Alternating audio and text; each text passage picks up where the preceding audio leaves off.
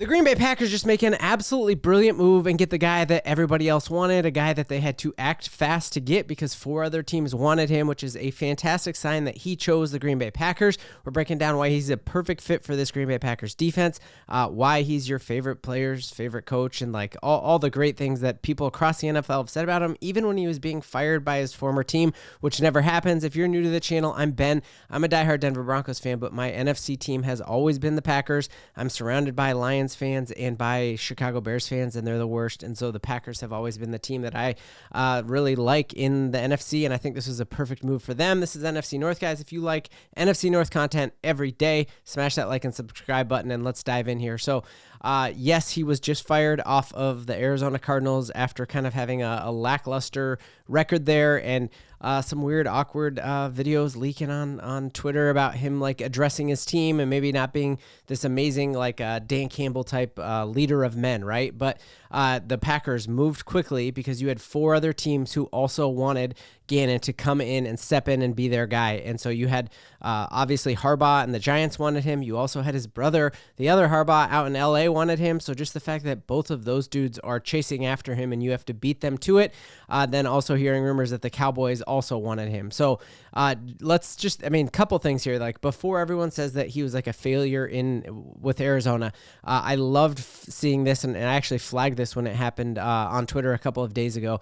Insane stat here that through the first 3 quarters of every football game, the best defense in football last year was the Arizona Cardinals. And then their horrendous performance in the 4th quarters of those games took them down to 27th when it came to EPA.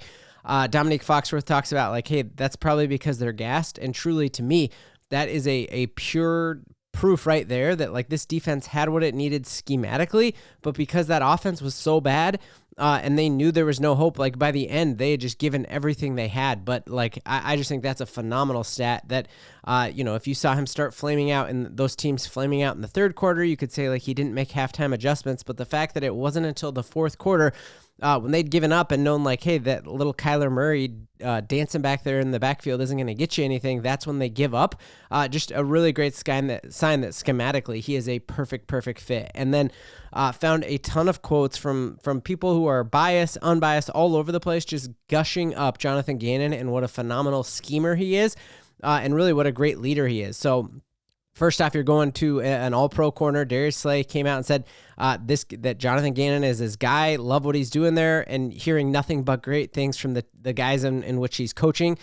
Then this is the one that like really stuck out to me because this is a guy that the Packers are going to have to play, that you're talking an all-pro safety with the Minnesota Vikings. Harrison Smith came out and said that he learned more from Jonathan Gannon than from any other coach he'd ever played for in his entire lifetime. So he's a phenomenal teacher, which is truly like what great coaching is. It's teaching players to run your scheme. And so when he comes out and says he's learned more from him than any other coach he's ever had, that like says something. Same thing. Sweat, an incredible edge rusher here, coming out and say that he has a tremendous amount of energy, and that they love him. Great quote there. Seeing here that a former GM had said that not only is Gannon a phenomenal coach, but he also could have been a general manager had he stayed just evaluating talent. And so you're not just getting a great teacher of men like we just heard from Harrison Smith, you're also getting a great motivator. And then what you're also seeing here is that he's going to be able to really funnel up to the GM of the Green Bay Packers what types of players are going to fit his system.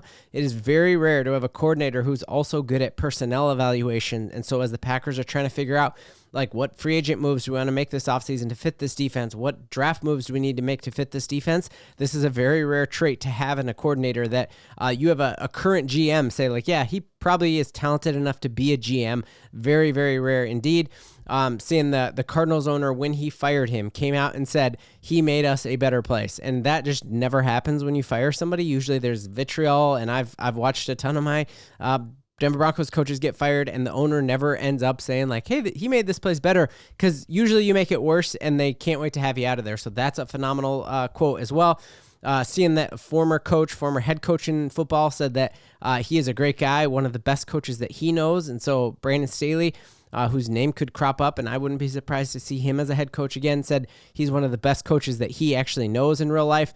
And then ending with Mike McDaniel here, obviously wearing probably really tight-fitting joggers, but he came and said the coach he thinks doesn't get enough credit is Gannon in Arizona. So you're seeing all of these people just gush about him. And then it goes even further, seeing a lot of my favorite Packers creators on there just talk about how had you gone out and got a Jim Leonhard from the Denver Broncos, you know that Jim Leonhard is going to be like rumored in these head coaching searches for a long, long time. And so you know now that you probably have a 3 or 4 year runway now because Gannon just was fired as a head coach, that he's got to have like 3 or 4 prove it years, and the Packers defense is going to have to absolutely ball out for him to even be in those conversations. And so you're not going to end up, if you hire Jim Leonhard and the Packers defense jumps up like we think it will, you would have to hire another defensive coordinator in a few years, and that's really good. And then obviously you just got to look at what he did with Philadelphia. Just a phenomenal, phenomenal team here.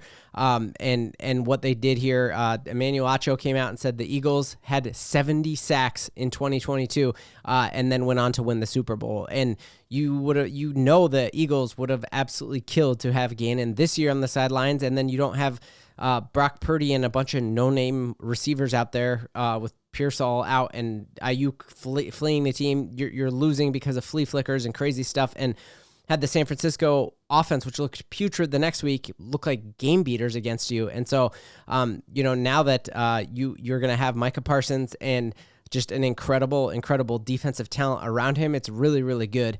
And then also one of the things that he's really talented in is scheming up zone coverage. That's the predominant thing that he does. And if you take a look at, I think the team to beat now in our division is definitely going to be the Bears.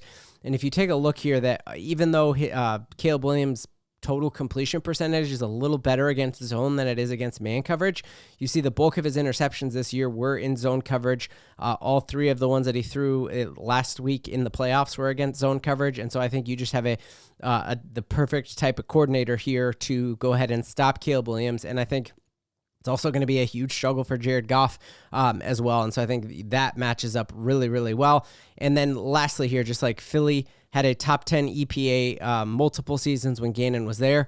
And like I said, had it not been for the fourth quarter of these ball games, the Arizona Cardinals would have as well. So I think that is a great sign. I also think it just shows that obviously LaFleur is running the ship, and it's easy to feel like the sky has fallen and that nobody believes in the Packers anymore.